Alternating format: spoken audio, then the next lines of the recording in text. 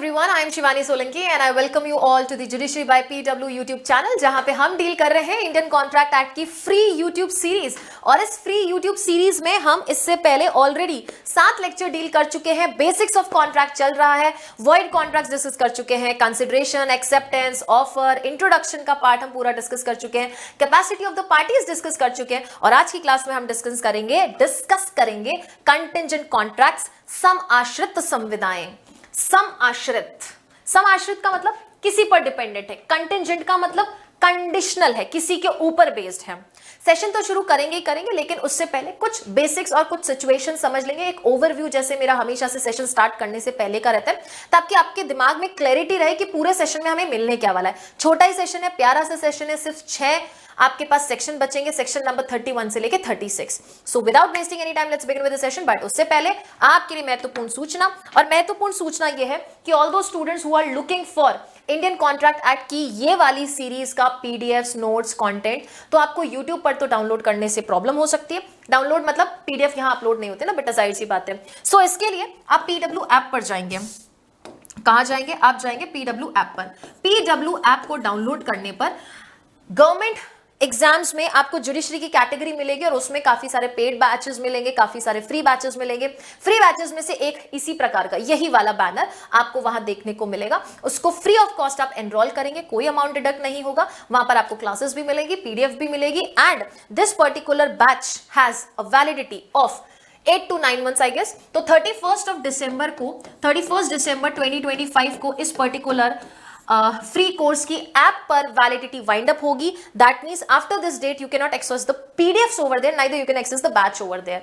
तो आपको उससे पहले डाउनलोड करना है, आप डाउनलोड कर सकते हैं, एज वेल एज उसके बाद आप यहां पर यूट्यूब से ये सेशंस को कवर कर सकते हैं। चलिए जी, और विश्वास दिवस के उपलक्ष्य में पीडब्ल्यू ऐप पर जुडिशरी कैटेगरी में जस्टिस 3.0 जुडिशरी फाउंडेशन बैच पे ऑफर चल रहा है, 64% तक का ऑफर है। तो क्योंकि ये सेशंस जो है रिकॉर्डेड चल रही है और हम 27 फेब को ये लेक्चर रिकॉर्ड कर रहे हैं, तो तब तक अगर आपका जस्टिस फाउंडेशन बैच एग्जिस्ट करता, ये विश्वास दिवस अगर सबसिस्ट करता है, तो आप ये ऑफर अवेल कर पाएंगे। तो ऐप में जाकर आप जरूर देखेंगे कि ऑफर सबसिस्ट करने की लास्ट डेट क्या है। कई बार ऑफर जो है वो एक्सटेंड भी हो जाता है।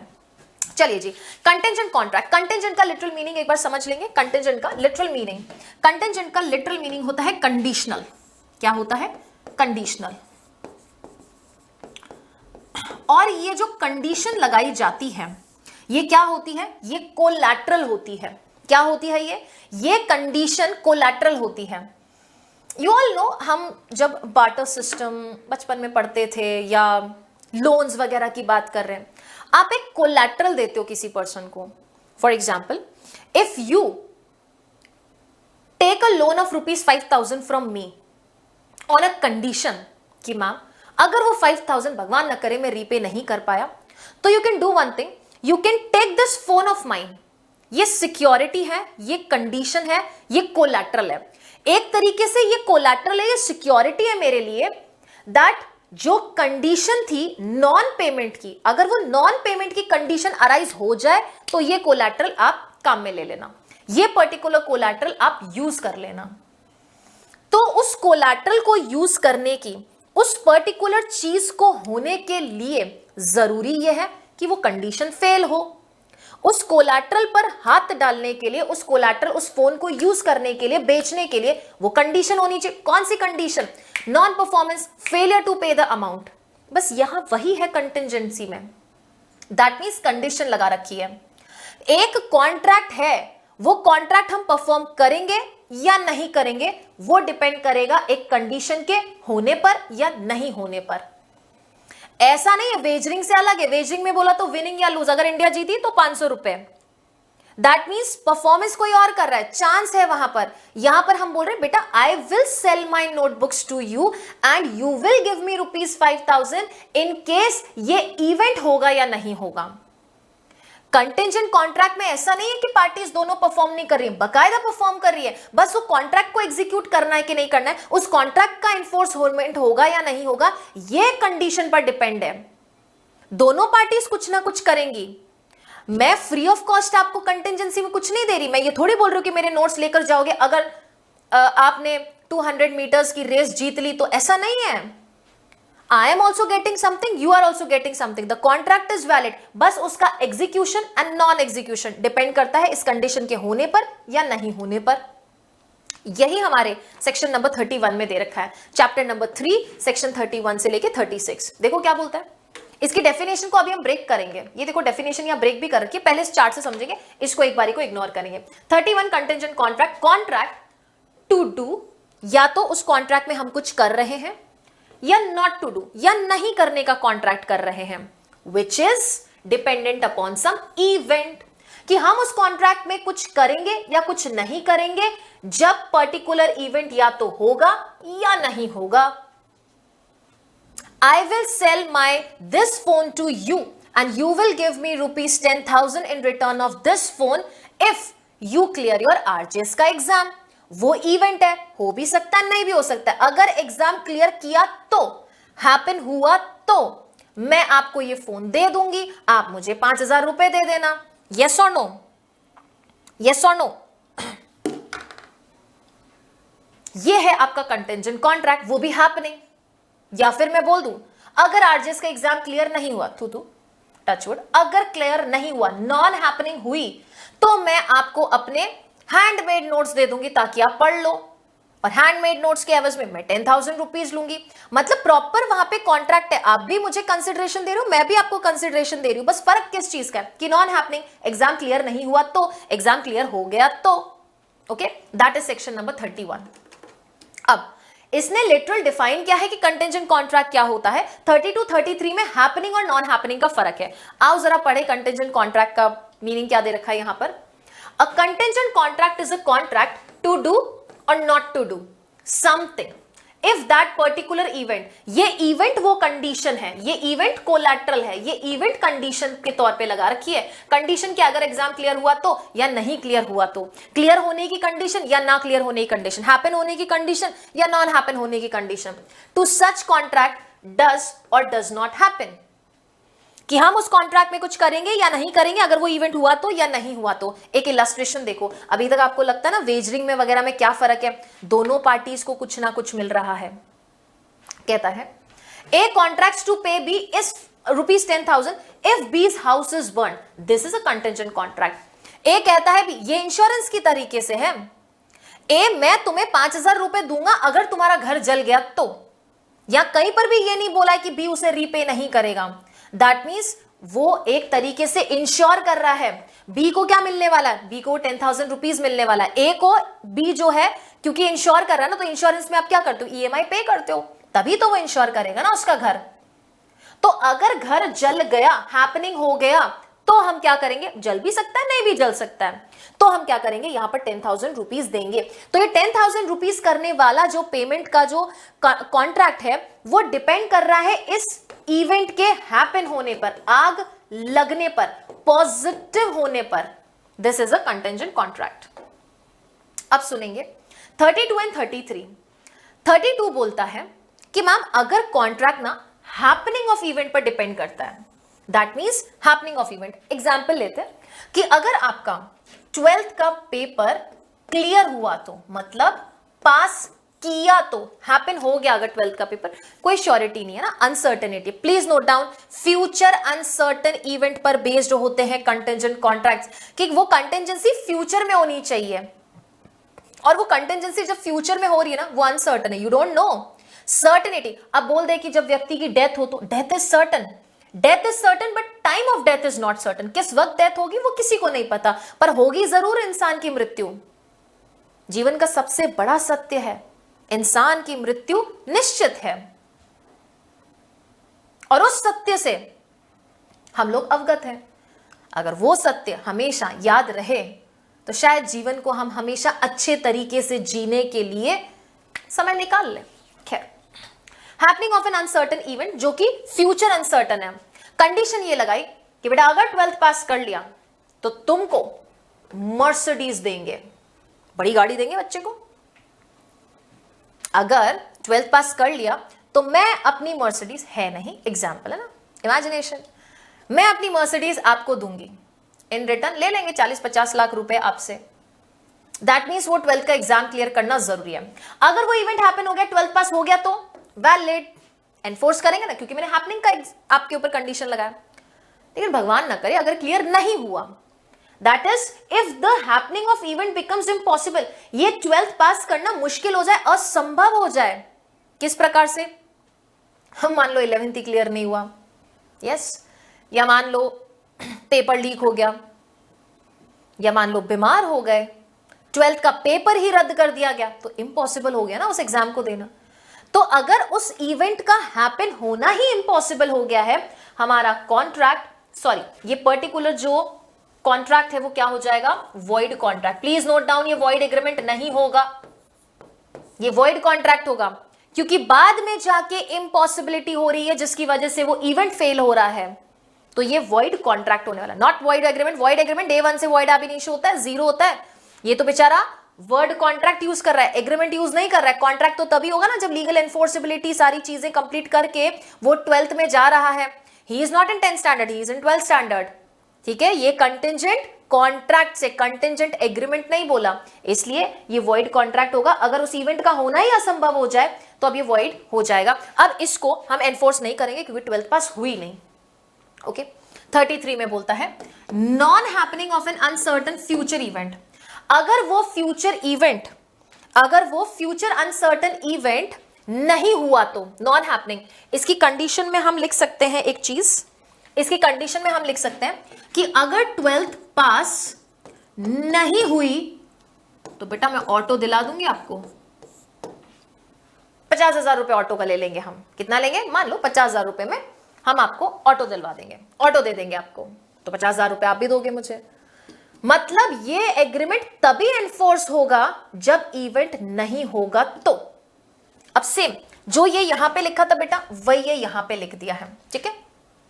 वर्ड बहुत अच्छे से फोकस करना, ये वाला और ये वाला, what does it mean, how you need to convert it into positive or negative, okay.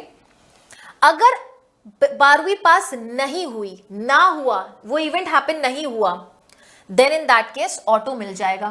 तो आपको ऑटो लेने के लिए 12वीं फेल करना पड़ेगा, यस और नो।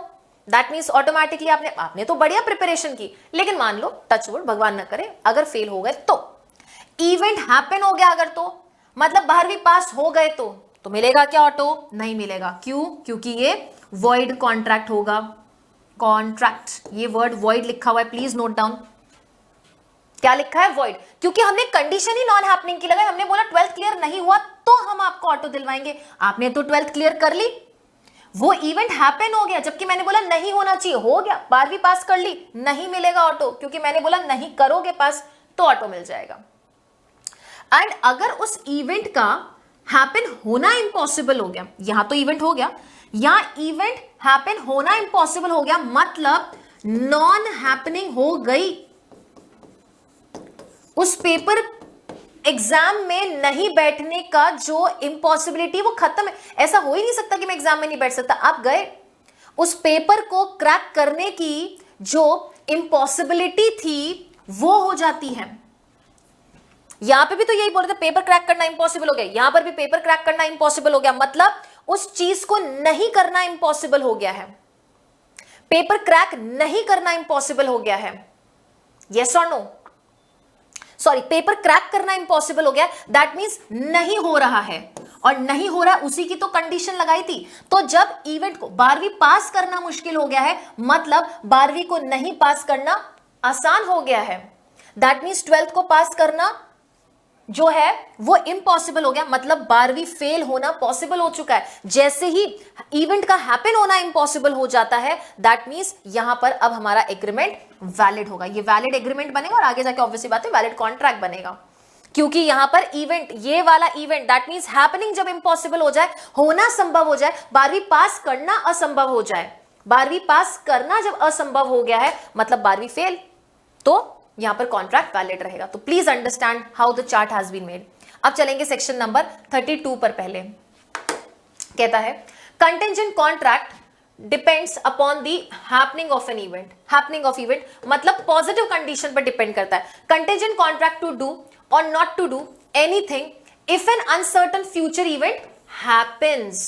तो जब वो फ्यूचर अनसर्टन इवेंट हैपन होगा तो हम पर्टिकुलर कॉन्ट्रैक्ट में कुछ करेंगे या नहीं करेंगे। तो वो पर्टिकुलर कंटिंजेंट कॉन्ट्रैक्ट तब तक एनफोर्स नहीं किया जा सकता जब तक कि वो इवेंट हो ना जाए।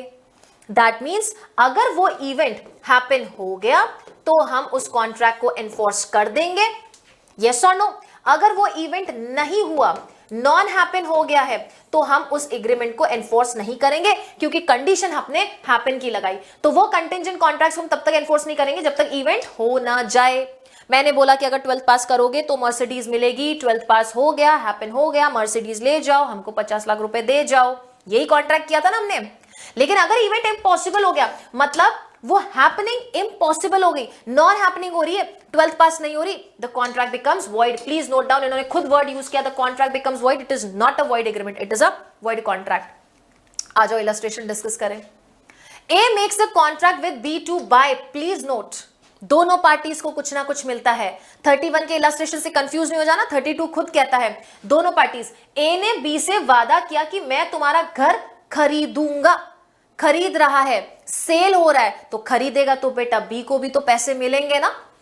ए बोल रहा है कि बी मैं तुम्हारा जो हॉर्स खरीद रहा है, नॉट घर नॉट हाउस, हॉर्स खरीद रहा है, बोल रहा है मैं तुम्हारा घर हॉर्स जो है वो खरीदूंगा, तो खरीदेगा तो बी को भी तो पैसे मिलेंगे ना, क्योंकि खरीदारी में, सेल में तो कंसिडरेशन दोनों पार्टीज को मिल रहा है। So A makes a contract with B कि बी मैं तुम्हारा हॉर्स खरीदूंगा if A survive C. A survive C मतलब सी पहले मर गया और मैं जिंदा रह गया तो। दैट मीन्स सी के मरने की कंटेंजेंसी लगाई है, सी के मृत्यु होने की कंटेंजेंसी लगाई है। मृत्यु तो होगी लेकिन इस प्रकार से हो कि सी मर जाए बट ए जीवित रह जाए, यह चीज की है। एक टाइमिंग फैक्टर का है यहां पर। The contract cannot be enforced by law unless and until C dies in A's lifetime. तो इस कॉन्ट्रैक्ट को हम तब तक एनफोर्स नहीं कर सकते जब तक कि C मर ना जाए। मतलब C का मरना जरूरी है और A का उसके मरते वक्त जीवित रहना जरूरी है, तब हम बोलेंगे कि C मर गया, इवेंट हैपन हो गया है, अब जो है A B का हॉर्स खरीदेगा और B उसे बेचेगा। Okay, illustration B, A makes a contract with B to sell a horse. देख लो, ए बी से कॉन्ट्रैक्ट कर रहा है कि मैं आपको अपना हॉर्स सेल करूंगा at a specified price if C to whom the horse has been offered refuses to buy him, the contract can not be enforced by law unless and until C refuses to buy. A ने B के ऊपर ये condition लगाई, ए ने B के ऊपर ये condition लगाई कि सुनो मैं अपना हॉर्स तुम्हें दे तो दूंगा लेकिन एक कंडीशन है कि अगर सी मना कर दे तो। क्या बोला? अगर सी मना कर दे तो, मतलब ये बोल रहा है कि इसने मना कर दिया तो। मना करने की वजह से आप ये नहीं बोल सकते मैं मना कर रहा है ना तो not happening, no no no, मना करे तो, वो जाकर इसको ये बोले तो, रिफ्यूजल करे तो, मतलब रिफ्यूजल कर दिया ना। अब अगर सी रिफ्यूजल कर देता है, इवेंट हैपन हो जाता है, तो ए अपना हॉर्स बी को बेच देगा और बेचा नामे के वक्त बेटा बी ए को पैसे दे देगा। If C to whom the horse has been offered refuses to buy, तो कॉन्ट्रैक्ट कब तक एनफोर्स नहीं हो सकता? Can not B enforce until and unless C refuses to buy, मतलब C मना करेगा, करेगा म्हणजे happening of an event.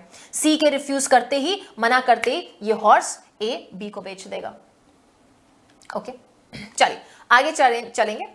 Enforcement of contract contingent on an event upon non happening. Non happening की यहां पे कंडीशन लगा रही है, अगर इवेंट नहीं हुआ तो contingent contract to do or not to do anything if an uncertain future event does not happen can be enforced। अब इन्होंने ना आधी आधी चीज लिखी है, इसमें बताऊं ना बेटा, ये आपका जो 32 था ना, 32 में ना इसकी बात की थी, 32 में ये वाला बात किया तो ये हमने खुद से अपने आप से निकाला। देखो ये वाले की बात कर रखी थी और बाद में ये वाले की भी बात कर रखी थी, लेकिन 33 में देखो किसकी बात की है, 33 में बोल रहा है it can be enforced, that means ये तब एनफोर्स होगा। सिर्फ इसकी बात कर रहा है 33 में, इसका हमने खुद से मीनिंग डिराइव कर लिया है, सिर्फ इसकी बात कर रहा है। देखो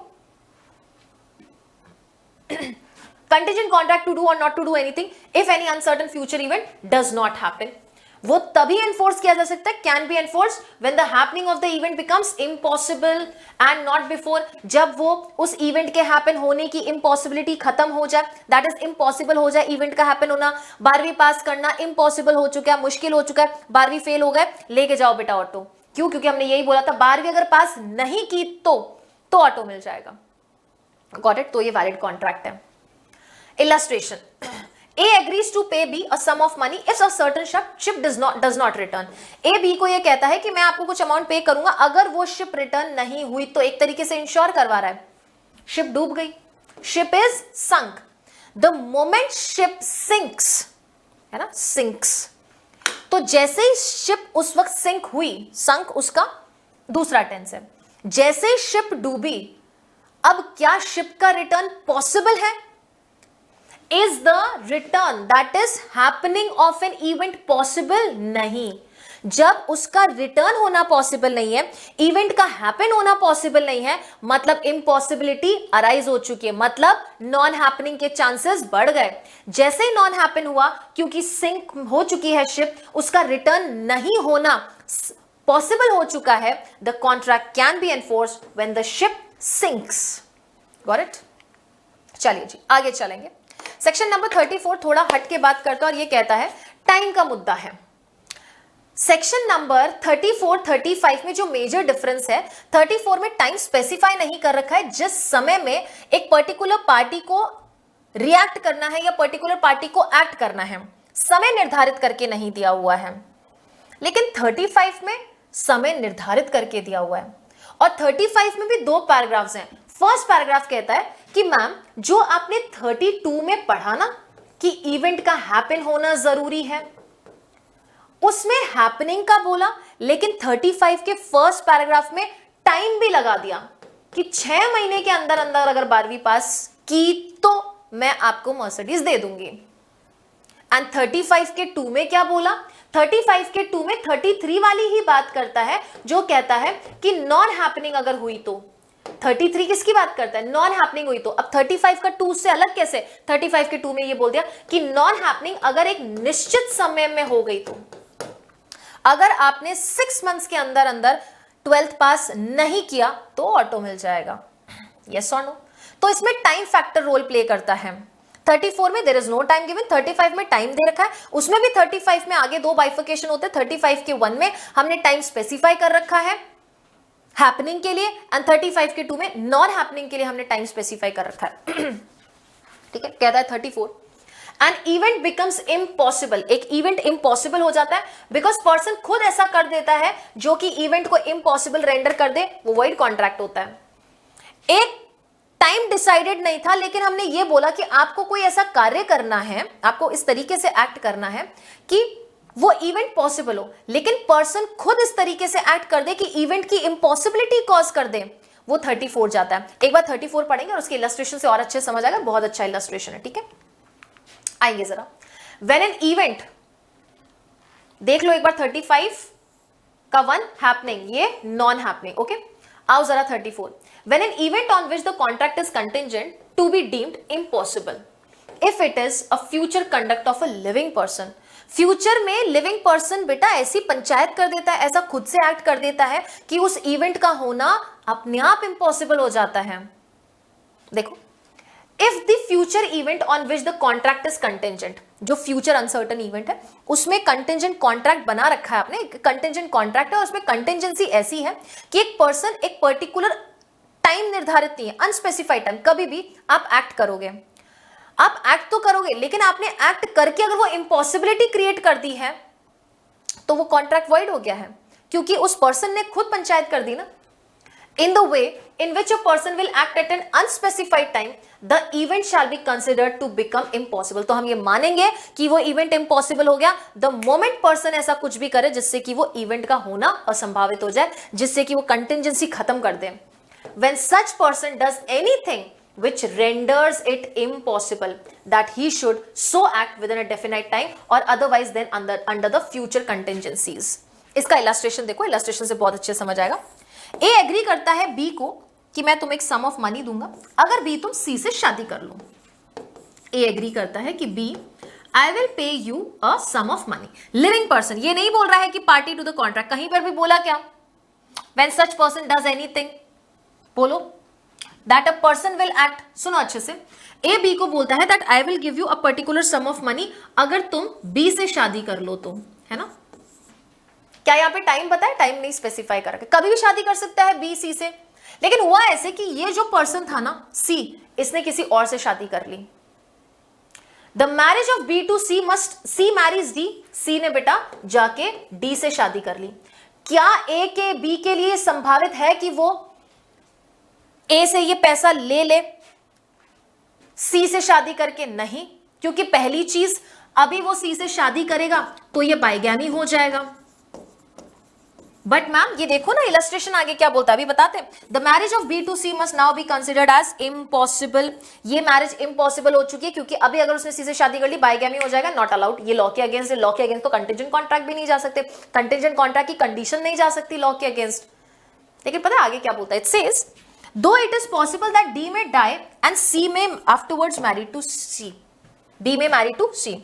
कहता है मैम ऐसा भी तो हो सकता है ना कि डी मर जाए या डी को डाइवोर्स दे दे, फिर बी वेड्स सी भी तो हो सकता है, तो ये कंटिजेंसी तो डी के मरने पर भी पूरी हो सकती है। बात तो सही है, लेकिन इसके पीछे एक लॉजिक है कि जब आप यहां पर डी के मरने के बाद बी जो सी से शादी कर रहा है ना, ये वॉइड कॉन्ट्रैक्ट है। पता है क्यों?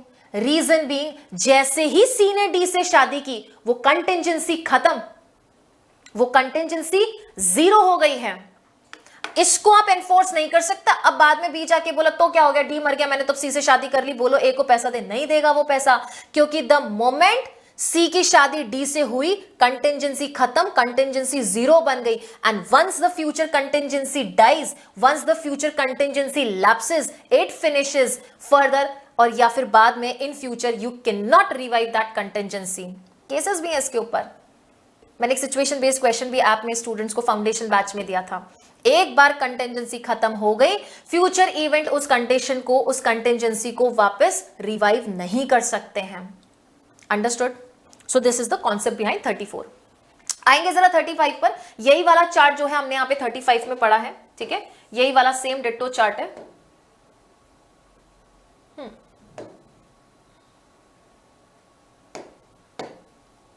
ओके 35 में हमने ये बोला कि 35 32 का भाई है, लेकिन बड़ा भाई है, क्योंकि एक चीज एडिशनल बोला है, ठीक है। 35 का 2 भी 33 का भाई है, लेकिन 35 का 2 भी 33 का बड़ा भाई है, क्योंकि एक चीज एडिशनल बोली। क्या बोला? टाइम बोला। 32 में क्या हम पढ़ के आए बेटा कि इवेंट के हैपन होने की आप कंडीशन लगाते हो, हम पढ़ के आए हैं ना 32 में मैम, इवेंट के हैपन होने की हमने कोलैटरल कंडीशन लगाई, लेकिन 32 एंड 35 के 1 में फर्क क्या? 35 के 1 में टाइम दे दिया कि वो इवेंट, वो 12th पास आप 6 मंथ्स के अंदर अंदर कीजिए। तो अगर वो पर्टिकुलर चीज उस समय के अंदर हो गई तब तो वैलिड, और उस समय के अंदर अगर नहीं हुई, the happening of an event does not happen with in the given time, agreement void हो जाएगा। बट मैम अगर वो विद इन टाइम हो गई तो वैलिड हो जाएगा। अगर वो गिवन टाइम में हो गई तो वैलिड हो जाएगा। आओ जरा डायग्राम बनाते हैं। This is your 35 time specified, time specified. ये नोट सिर्फ और सिर्फ आप स्टूडेंट्स के लिए है, ठीक है, सिर्फ आप लोग यूज करेंगे, बराबर। 35 का 1 एंड 35 का 2, इसका भाई बहन सेक्शन कौन सा है? इसको हम रीड आउट करते हैं, रीड विद 32। इसको रीड आउट करते हैं हम किसके साथ? Read with 33। यहां क्या बोलता है? यहां बोलता है टाइम स्पेसिफाइड है, बट यहां पर वो पर्टिकुलर इवेंट के हैपन होने के लिए टाइम दे रखा है, पर्टिकुलर इवेंट के हैपन होने का टाइम दे रखा है, बराबर। और यहां पर क्या बोलता है?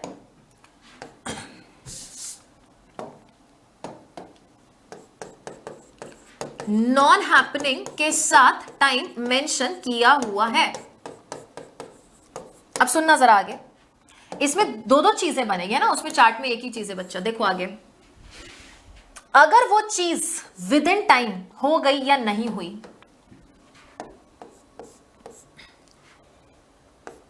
Happen in time. अगर वो गिवन टाइम में इवेंट हैपन हो गया तो, और सेकंड क्या बोलता है,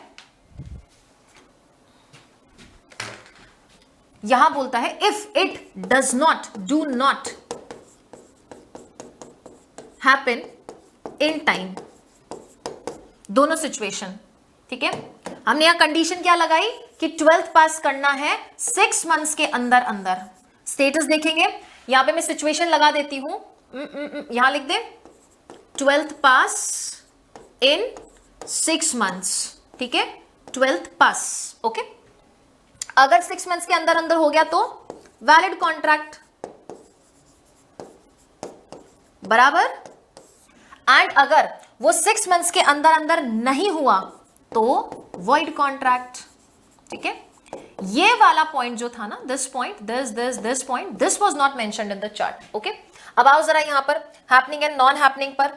हमने बोला कि ये अगर नॉन हैपनिंग इन टाइम अगर हो गई तो, and non happening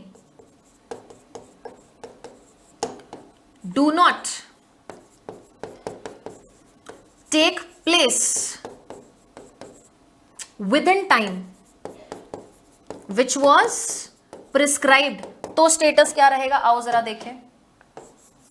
non happening in time, और नॉन हैपनिंग वाला कौन सा था कि अगर 12th पास नहीं हुआ विद इन 6 मंथ्स तो 6 मंथ्स के अंदर अंदर बेटा वो नॉन हैपन हो गया इस टाइम, मतलब 6 मंथ्स के अंदर अंदर फेल हो गया है।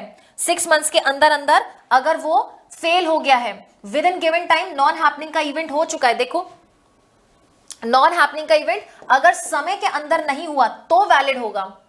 दैट मींस वो नॉन हैपनिंग, एक मिनट, इवेंट हैपन हो गया with in time, that means अगर 12th पास हो चुकी है 6 मंथ्स के अंदर अंदर तो वो वॉइड कॉन्ट्रैक्ट बन जाएगा, क्योंकि 12th पास हो गई ना, वो वॉइड कॉन्ट्रैक्ट हो जाएगा। एंड अगर नॉन हैपनिंग हो गई with in time, non happening हो गई विद इन टाइम, या मैं कहूं तो हैपनिंग इम्पॉसिबल हो गई है, तो वो वैलिड कॉन्ट्रैक्ट बन जाएगा। क्या बन जाएगा, वैलिड कॉन्ट्रैक्ट बन जाएगा यहां जाकर। Got it? प्लीज अंडरस्टैंड, अगर वो इवेंट हैपन हो गया ना बच्चे, अगर हो गया, नॉन हैपनिंग हो गई, या ये एक ही चीज बन रहा था इसलिए मैंने इसको हटाया। अगर इवेंट हैपन हो गया 6 मंथ्स के अंदर अंदर तब तो वॉइड एग्रीमेंट हो गया, क्योंकि हमने कंडीशन क्या लगाई थी, अगर 6 मंथ्स के अंदर अंदर 12th पास नहीं हुआ तो। नॉन हैपनिंग अगर टाइम के अंदर हो गई, मतलब जो 12th फेल है वो 6 मंथ्स के अंदर अंदर हो गया तो वैलिड कॉन्ट्रैक्ट। इसको मैं और क्या लिख सकती हूं, अगर हैपनिंग इंपॉसिबल हो जाए तो, यही लिखा है, नॉन हैपनिंग अगर इंपॉसिबल हो जाए, दैट इज इवेंट अगर गिवन टाइम में नहीं हुआ, अगर इवेंट हैपन नहीं हुआ, non happening takes place within the time, या इवेंट गिवन समय में नहीं हुआ, और गिवन समय की तो हमने सिचुएशन लगाई थी, that is valid contract. Non happening takes place within time, okay, understood? So that's how you have to read your section number 35। 35 पर आ जाते हैं, दो चीजें दे रखी है, आइए जरा इस सेक्शन को रीड आउट करते हैं। It says that when a contract becomes void when which are contingent upon the happening of a specified event within fixed time.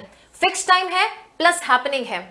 Contingent contract to do or not to do anything if a specified uncertain event happens within a fixed time becomes void.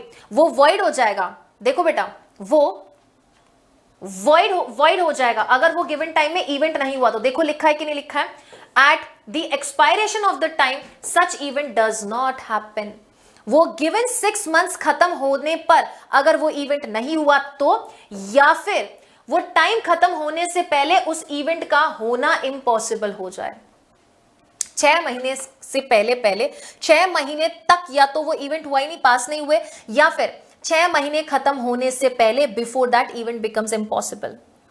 मान लो जो भी candidate था जो exam में बैठना चाहता, बीमार हो गया, डेथ हो गई, या 12th का एग्जाम ही नहीं हुआ उस साल, रद्द कर दिया गया, इवेंट इम्पॉसिबल हो गया। ओके, चलिए जी, the contract may be enforced which are contingent on specified event non happening within a fix time. Non happening है, within a fix time होनी है, 12th पास नहीं होना है, 6 महीने के अंदर अंदर ऑटो लेकर जाओ। कंटिंजेंट कॉन्ट्रैक्ट टू डू और not to do anything if a specified event does not happen, और वो भी कब बेटा, within a fix time. अगर वो इवेंट नहीं होता है तो उनको एनफोर्स कर सकते हैं। कब एनफोर्स कर सकते हैं, जब गिवन टाइम के अंदर अंदर या तो वो नहीं हो या फिर उसका होना इंपॉसिबल हो जाए, मतलब 12th पास करना इंपॉसिबल हो जाए, मतलब नॉन हैपनिंग पॉसिबल हो गई। When the event fixed, time fixed has expired, या तो समय खत्म हो चुका है, 6 महीने खत्म हो गए, पास नहीं हुआ ना, कॉन्ट्रैक्ट एनफोर्स कर लेंगे। And such event not happened, or before the time fixed has expired, it becomes certain कि वो इवेंट नहीं होगा। ये अगर सर्टेनिटी दिख जाए, 6 महीने पहले खत्म होने से पहले पहले दिख जाए, ये लो पेपर ही रद्द हो गया, 4 महीने में पता चल गया, और 4 महीने खत्म होते ही आपको पता चल गया जब पेपर रद्द हो गया तो अगले 6 महीने में 12वीं होगा ही नहीं। सो द इवेंट, अगर ये पता चल जाए कि इवेंट होना, इवेंट का नहीं होना सर्टन है, देन इन दैट केस वो पर्टिकुलर कॉन्ट्रैक्ट को हम तभी एनफोर्स कर देंगे। ओके, क्लियर है? चलो एक इलस्ट्रेशन देख लेते हैं। कहता है A promises to pay B a sum of money. A promise करता है बी के साथ कि मैं आपको एक सम ऑफ मनी पे करूंगा if a certain ship returns within a year. A ने ये बी को बोला, will take a dark colour. A B को ये बोलता है कि लिसन, मैं ना आपको कुछ सर्टन सम ऑफ मनी भेजूंगा अगर ये शिप रिटर्न हो गया, तो हैपनिंग हो गया विद इन 1 ईयर, 1 साल के अंदर अंदर अगर ये लौट आया तो the contract may be enforce if the ship returns within a year. हम कॉन्ट्रैक्ट को एनफोर्स कर देंगे अगर वो 1 साल के पहले पहले आ गया तो, एंड वो वॉइड हो जाएगा अगर उसके आने की संभावना खत्म हो जाए। If the happening of an event becomes impossible, does not happen because उसकी impossibility हो चुकी है, void contract हो जाता है। देखो, but it becomes void, that particular contract becomes void if the ship is burnt within a year। 1 साल के अंदर अंदर बेटा शिप जो है वो खत्म हो चुकी है। impossibility arises section number 56 para 2, हम इसको enforce नहीं कर सकते। नेक्स्ट, ये क्या था, happening प्लस टाइम का इलस्ट्रेशन। कैन आई से ये 35 का पार्ट 1 से आया है, और ये किससे आया है, ये है आपके 35 के 2 से आया है, जो बोलता है non happening plus time. Non happening एक गिवन समय में होनी चाहिए। A promises to pay B a sum of money if a certain ship does not return within a year. यहां पे क्या था, if the ship returns within a year, यहां बोलता है if it does not return within a year the contract may be enforced if the ship does not return within the year or is burnt within a year। अगर ship return नहीं होती है 1 साल के अंदर अंदर तो हम कॉन्ट्रैक्ट को क्या कर लेंगे, एनफोर्स कर लेंगे। और अगर शिप बर्न हो गई मतलब लौटना असंभव हो गया, एनफोर्स कर लेंगे। वहां पर जलने पर कॉन्ट्रैक्ट वॉइड हो रहा था क्योंकि वहां पर शिप के लौट आने का कॉन्ट्रैक्ट था। अंडरस्टूड? एंड अब चलेंगे सेक्शन नंबर 36 पर। 36 कहता है agreement contingent on impossible event, जो इवेंट कभी हो ही नहीं सकते, यूनिवर्सल ट्रुथ के अगेंस्ट है, आप उन एग्रीमेंट्स की कंडीशन लगा रहे हो, ये वॉइड है। इसके पास लिखेंगे आप that you must read this section with section 56, क्योंकि पता है 56 में क्या बोलता है, 56 में भी बात तो इम्पॉसिबिलिटी की है, लेकिन वहां पर इम्पॉसिबल एक्ट है, वहां पर इम्पॉसिबल एक्ट है, म्हणजे वहां पर इम्पॉसिबल कार्य है, काम है, काज है, उस चीज को करना असंभव और इस चीज का यहां होना असंभव। होना म्हणजे घटना, इवेंट म्हणजे घटना की बात कर रहा है, वहां पे कार्य की बात कर रहा है। इवेंट अपने आप होते हैं, हमारे हाथ में नहीं होते, हो भी सकते नहीं भी हो सकते हैं। एक्ट हमारे हाथ में होता है, हम परफॉर्मर हैं वहां पर, ठीक है। निर्धारित समय जो आपको दे रखा है वो 35 है, कंफ्यूज नहीं होना 35 36 में। देखो, कंटिंजेंट कॉन्ट्रैक्ट टू डू और not to do anything if an impossible event happen. Impossible event के होने की अगर हमने कंडीशन लगाई, बेटा एक बात बताओ, इम्पॉसिबल इवेंट ना होने की कंडीशन लग सकती है कभी? क्योंकि वो इम्पॉसिबल है तो वो तो कभी होगा ही नहीं, इसलिए उसकी कंडीशन लग ही नहीं सकती है। हम कंडीशन ये लगा रहे हैं कि एक इम्पॉसिबल इवेंट अगर हुआ तो हम ये कंटिंजेंट कॉन्ट्रैक्ट को एग्जीक्यूट करेंगे। डे 1 से वो 0 है। मैं आपको ये कहती हूं कि बेटा अगर सूरज वेस्ट से उगा, वेस्ट से सूरज, वेस्ट से सनराइज हुआ, तो मैं आपको अपने नोट्स दूंगी, आप मुझे बदले में 2000 रुपए देंगे। आपको लगता है कभी सूरज वेस्ट से राइज हो सकता है यूनिवर्सल ट्रूथ के अगेंस्ट है?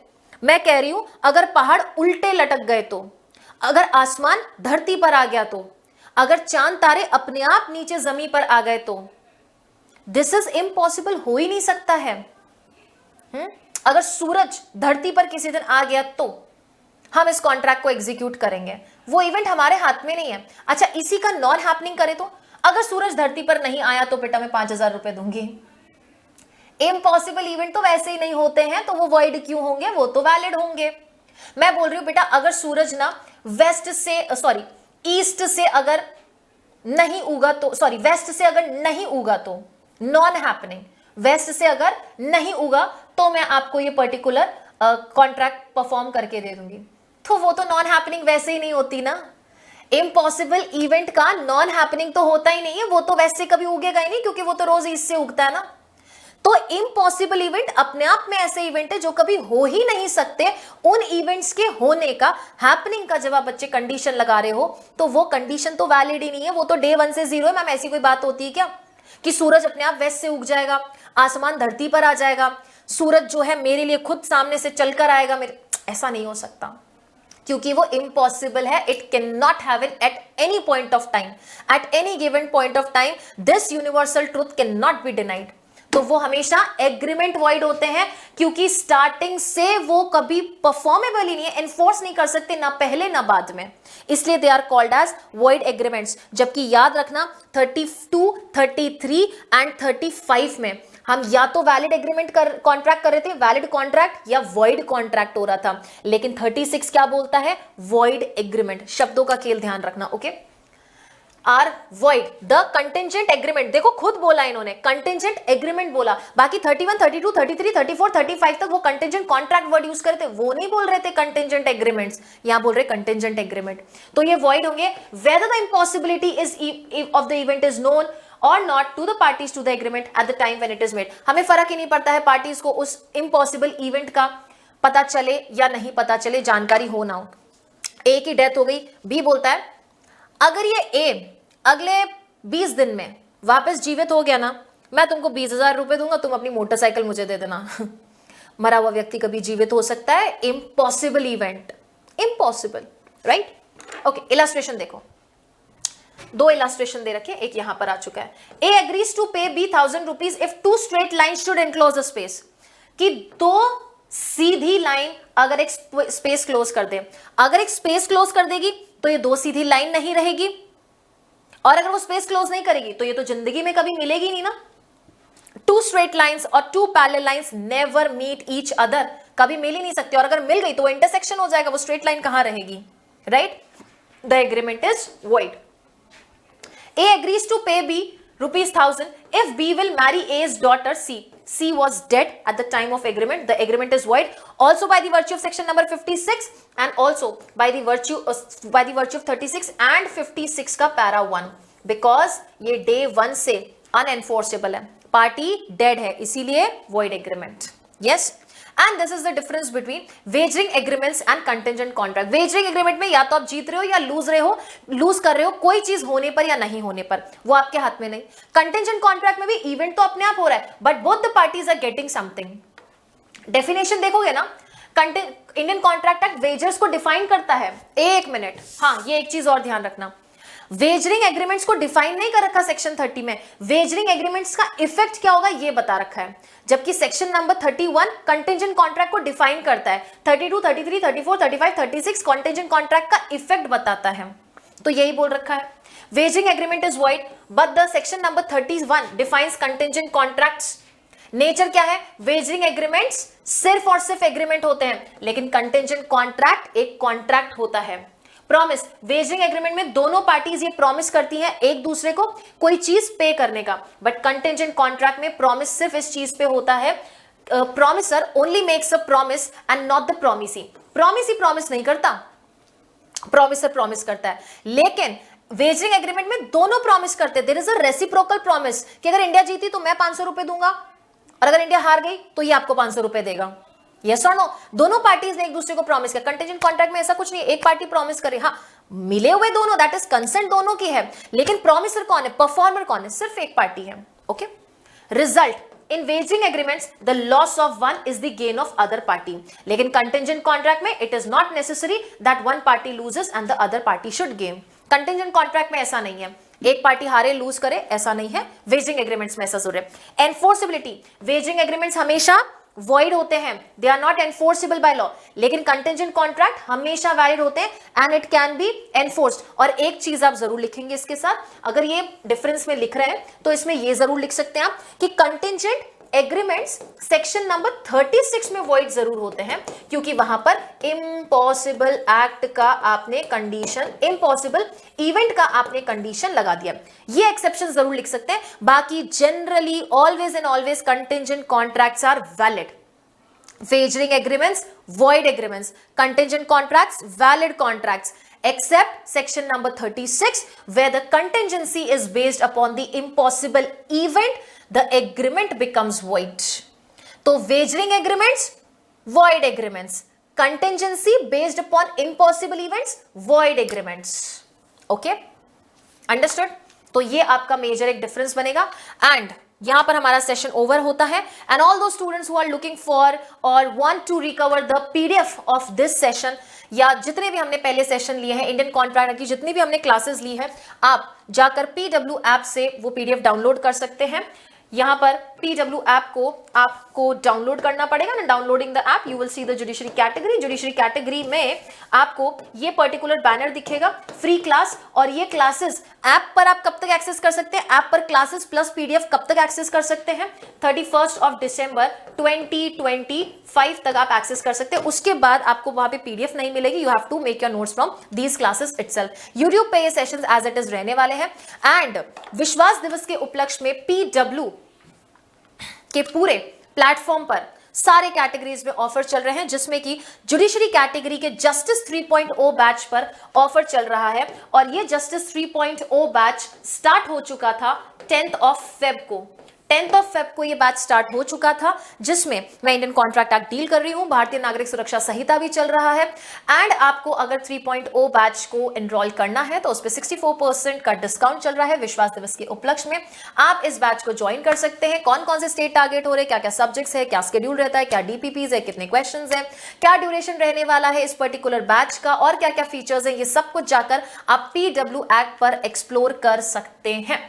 और इसके साथ साथ कोई भी अन्य आपको डाउट रहता है, आप वो डाउट के लिए टेलीग्राम चैनल पर आ सकते हैं। और उसके साथ एक और महत्वपूर्ण चीज जो यहाँ पर है वो ये है कि बैचेस का कोई भी लॉन्चिंग है या एग्जाम का कोई भी नोटिफिकेशन है, उसके लिए आप पीडब्ल्यू लॉ वाला यूट्यूब चैनल पर तो है, टेलीग्राम चैनल सेम ही नाम से है, टेलीग्राम चैनल को आप सब्सक्राइब कर लेंगे ताकि सारे नोटिफिकेशन आपको मिले। इस क्लास का नोटिफिकेशन ये जब रिकॉर्डेड फॉर्म में आपके पास आ रही है, प्रीमियर हो रहा है या लाइव हो रहा है, सारी न्यूज आपको वहां मिल सकती है। मुझसे कनेक्ट होने के लिए मेरा टेलीग्राम चैनल ज्वाइन कर सकते हैं।